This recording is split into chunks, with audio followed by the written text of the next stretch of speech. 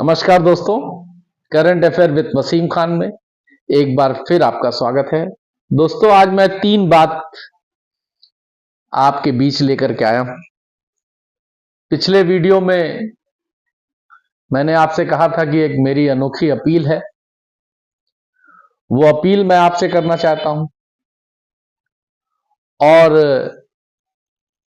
दूसरी बात, सहारा बैंकिंग के लाइसेंस की स्थिति कब से शुरू होगा, ये आपको बताना है। और तीसरी बात, सहारा कर्मियों से जुड़ी हुई है। सहारा मैनेजमेंट ने किन लोगों की छटनी करने की तैयारी कर ली है, इसकी जानकारी आपके बीच लेकर के आया हूं। दोस्तों, आपसे निवेदन है, अगर आपने हमारे इस चैनल को सब्सक्राइब नहीं किया है तो आप सब्सक्राइब कर दीजिए, लाइक कर दीजिए, शेयर कर दीजिए, बेल आइकन दबा दीजिए, जिससे कि आने वाला वीडियो हमारा आपको सबसे पहले उसकी नोटिफिकेशन मिल जाए। और मैंने आपसे कहा कि मैं अनोखी इसलिए वो मैं बताऊंगा आपको, लेकिन उसके पहले ये 40 सेकंड के 2 छोटे वीडियो हैं जो मैं चाहता हूं कि आप देखें, और उसके बाद मैं आपको बताऊंगा कि मेरी अनोखी अपील क्या है। आप इसको देखें प्लीज।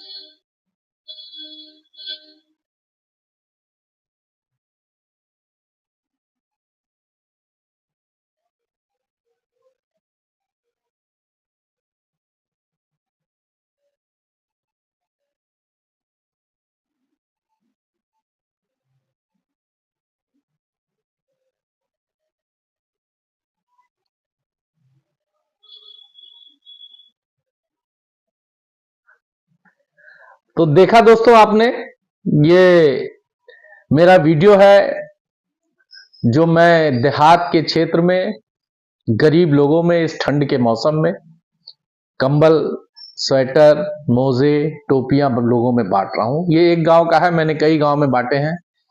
अगले वीडियो में फिर आपको किसी गांव का मैं एक छोटा सा वीडियो दिखाऊंगा। बताना यह था सर दोस्तों आपसे कि अपील अनोखी मैं क्यों कह रहा हूं, कि मैं जब YouTube पर लोगों के वीडियो देखता हूं तो वो अपील करते हैं कि आप कृपया इस वीडियो को स्किप ना करिएगा, वीडियो को पूरा देखिएगा। लेकिन हमारा थोड़ा इससे हट के इसलिए है कि जो भी आपने वीडियो देखा, ये मेरे YouTube की पहली कमाई का वीडियो है।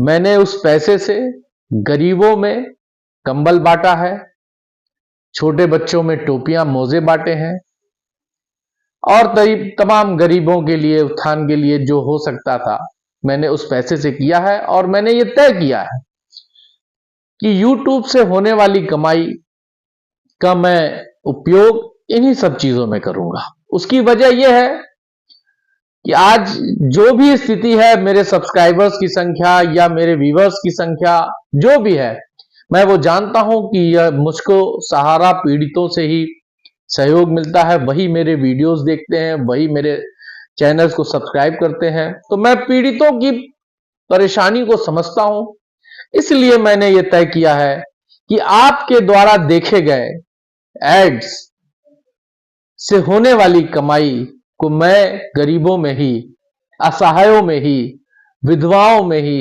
वृद्धों में ही, बच्चों की पढ़ाई में ही इस्तेमाल करूंगा। तो मेरा ये अनोखा निवेदन आपसे है कि मेरे चैनल पर, मेरे वीडियोस पर चलने वाले ऐड को स्किप ना करें। आपका दिया हुआ 5 सेकंड, 10 सेकंड देखने से आपके किसी की भलाई हो सकती है, किसी बच्चे की फीस जमा हो सकती है, किसी का कन्यादान हो सकता है, किसी को कंबल मिल सकता है। तो मेरा आपसे निवेदन है कि आप इस चीज को समझें और हाथ जोड़ के निवेदन है कि आप आने वाले एड्स को हमारे चैनल के प्लीज पूरा देखा करें। उसका लाभ देखेंगे आप, लाभ मिलेगा किसी और को, तो यकीनन उसका असर, उसका फल भी आपको ही मिलेगा। तो ये हुई मेरी अनोखी अपील। और मैं अब आइए एक मुद्दे पे आता हूं।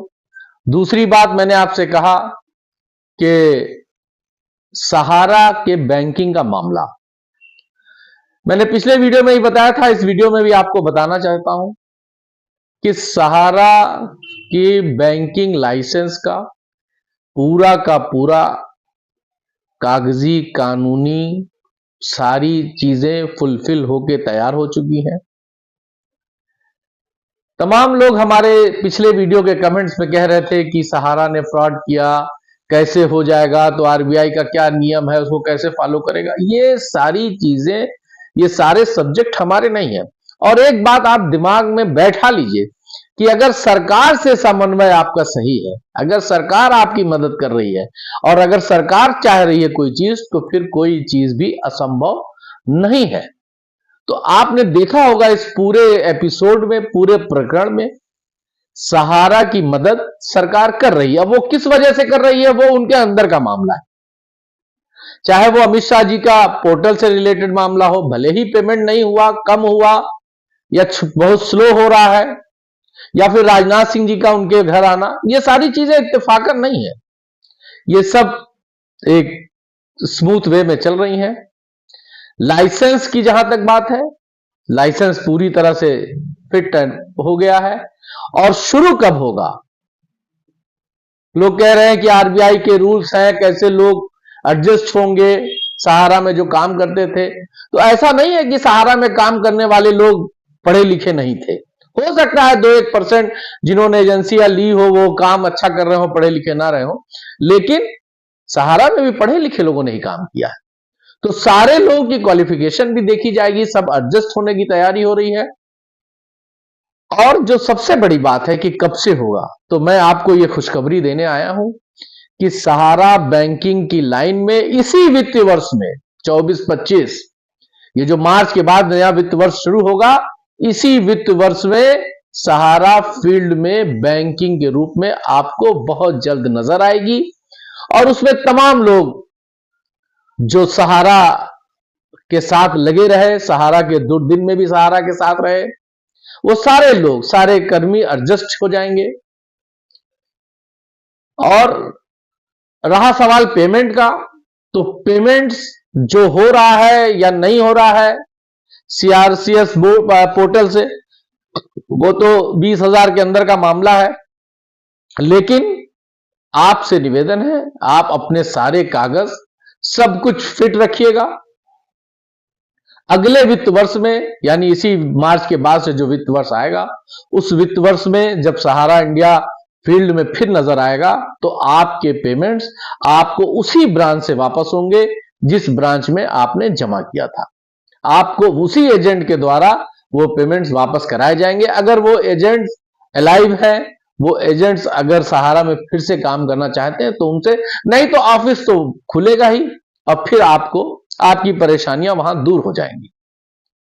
अब आइए तीसरी बात यह है कि सहारा के कर्मियों से जुड़ी हुई है। सहारा मैनेजमेंट ने यह तय किया है कि वो सहारा के कुछ लोगों की छटनी करने जा रही है।